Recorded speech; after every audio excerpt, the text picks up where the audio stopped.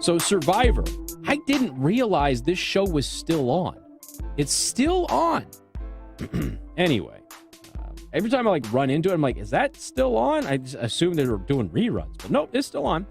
Controversy erupted on Wednesday when two contestants on Survivor Island of the Idols, Survivor Island of the Idols, that's the name of it now, admitted that they exaggerated a MeToo allegation of inappropriate touching to win the game.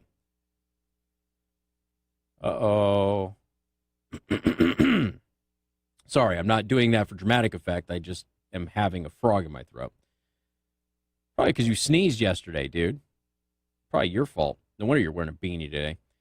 According to People, not People, but People magazine, when contestant Kelly Kim, who misspells her first name, began to complain about a pattern of inappropriate touching from fellow contestant Dan Spilo, in Wednesday night's episode, her allegations were quickly corroborated by contestants Missy Bird and Elizabeth Beazle, who both alleged that they had similar experiences.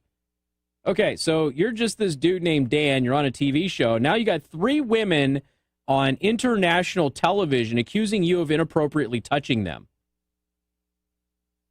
How do you recover from that? You don't. You can never recover from that. There will always be doubts.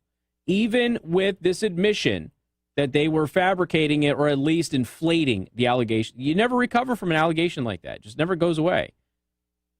A tearful Kelly finally felt comfortable coming forward with her experiences when two other women on the show, players Missy Bird and Elizabeth Beazle, said that they had similar encounters with Dan and also felt uncomfortable with his behavior. During Kelly's emotional reveal, Missy went as far to say, quote, "It's inappropriate touching. I'm not an object."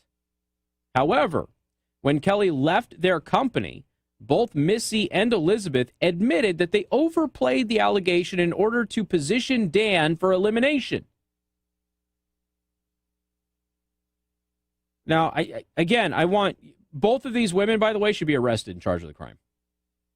Okay?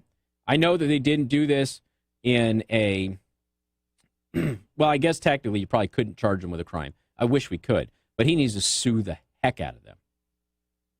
This is three women going up there, saying some things about this man that he's blindsided with on international television, because this show plays all over the world, that he is some kind of a predator. Okay? I don't watch the show. I don't know anything about it. All right? I don't know anything about it. But I have two of these three women admitting that they made it up. And that's a problem. Let's see. Taking this further, Missy advised Elizabeth to encourage another contestant, Janet, to vote Dan off the island for the alleged MeToo offense. So now they're going to a fourth person and saying, yeah, he's a sexual predator. You need to vote him off the island or else he's going to rape you. Basically, that's what they're saying. You tell her how uncomfortable you are, Missy said, like you have a very open mom-daughter moment and about how uncomfortable you are. Right now, that's our only play. Now, I've made it crystal clear that real allegations of this need to be dealt with swiftly and seriously. Frivolous allegations of this need to be dealt with as swiftly and seriously. Men will be able to tell you that this isn't new. It's just that society, I think, is more aware of it as a whole because of social media. But this was a problem long before there was Facebook or Twitter. And it was something that men understood. We talked about it all the time. If you're ever accused of it, your career was done. There was no defense. How do you prove you didn't do something that somebody accused you of doing? If you don't have a videotape proving it, how do you prove that you aren't the monster that they claim you are?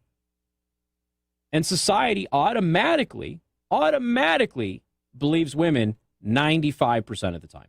There are circumstances where you have some communities, particularly very wealthy communities with well-connected people, where the assailant will be believed before the victim.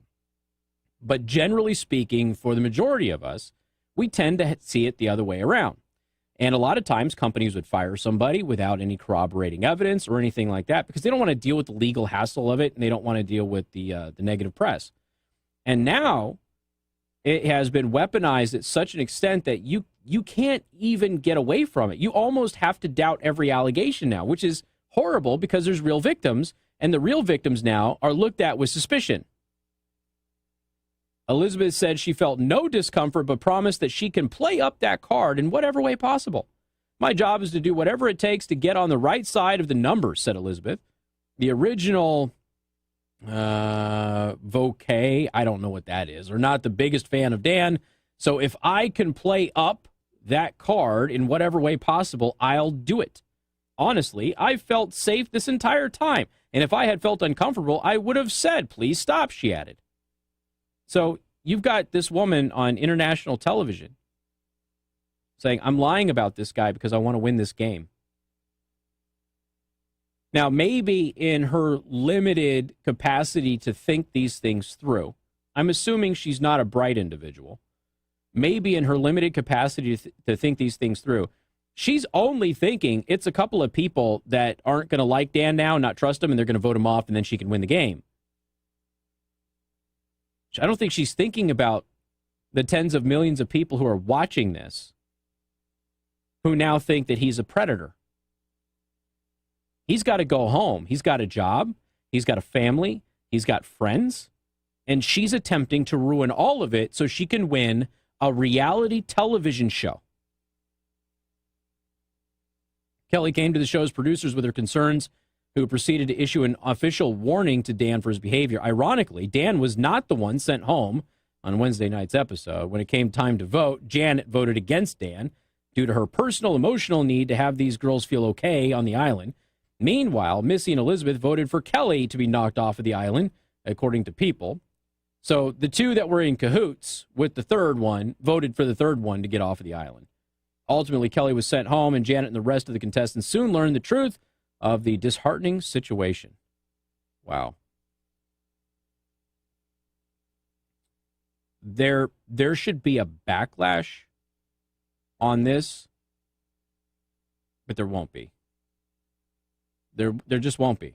I mean, I'm telling you about it, and I know that there's going to be a couple of websites that are telling you about it, and there will be one or two people on social media who make a stink about this, but this will not get the attention like it would if it were any other situation.